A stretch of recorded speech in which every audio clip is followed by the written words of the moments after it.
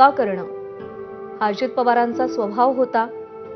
त्यांच्या आवाजात जरब होती. ती जरब त्यांच्या कार्यकर्त्यांवर आणि नेत्यांवर सुद्धा त्यांनी कायम ठेवलेली होती. पण त्यासोबतच अत्यंत मनस्वीपणे त्यांनी आपल्या कार्यकर्त्यांवर आणि नेत्यांवर प्रेम केलं होतं. आणि म्हणूनच आज अजित पवारांच्या निधनानंतर आमचा हक्काचा माणूस गेला अशी भावना प्रत्येकानं व्यक्त केलेली आहे.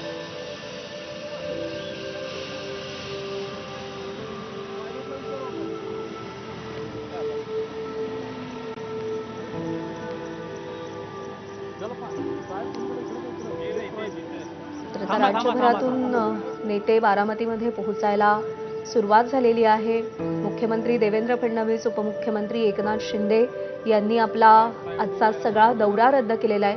खरं तर आजपासून जिल्हा परिषदांच्या निवडणुकीचा प्रचार सुरू होणार होता आणि या तीनही नेत्यांच्या सभा होत्या.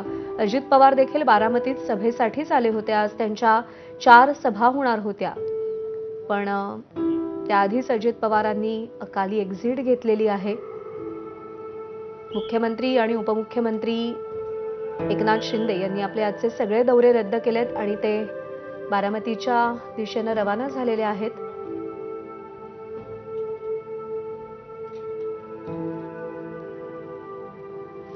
आणि ही दृश्य आपण पाहतोय. शरद पवार हे बारामतीमध्ये पोहोचलेले आहेत. त्यांच्यासोबत प्रतिभाताई पवार सुद्धा आहेत. शरद पवारांच्या राजकारणाचा वारसा पुढे नेत असताना सुप्रिया सुळे आणि अजित पवार ही 2 नावं प्रकर्षानं समोर आली. शरद पवारांचेच राजकीय संस्कार अजित पवारांवरती आहेत आणि ज्या पद्धतीनं लोकाभिमुख राजकारण शरद पवारांनी केलं त्याच पद्धतीचं राजकारण हे अजित पवार करत होते. प्रचंड असा जनसंपर्क, दांडगा अनुभव आणि लोकांची नाळ ओळखणं, महाराष्ट्राची नाळ ओळखणं हे सगळे संस्कार शरद पवारांकडूनच अजित पवारांकडे आलेले होते आणि तो वारसा अजित पवार सक्षमपणे पुढे नेत होते. आज अजित पवार यांनी अशी अकाली एक्झिट घेतल्यानंतर शरद पवारांना नेमकं काय वाटतंय हे शब्दात मांडणंही कठीण आहे. खरं तर अनेक वादळं शरद पवारांनी झेललेली आहेत. राजकारणातले अनेक चढ उतार त्यांनी अनुभवलेले आहेत, पाहिलेले आहेत.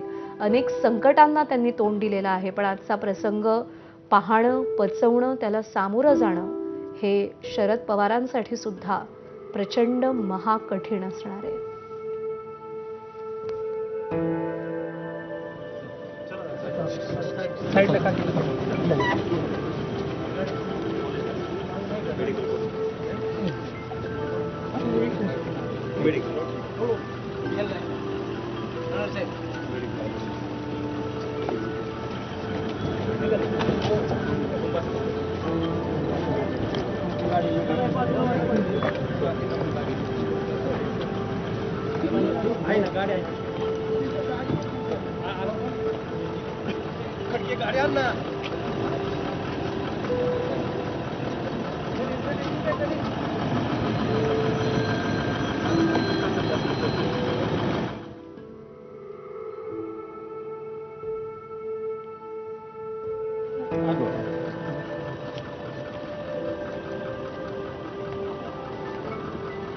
शरद पवार बारामतीमध्ये पोहोचलेले आहेत आणि शरद पवारांसोबत त्यांच्या पत्नी प्रतिभाताई पवारही पोहोचलेल्या आहेत. अत्यंत कठीण, अत्यंत दुःखद असा पवार कुटुंबियांसाठी हा प्रसंग आहे.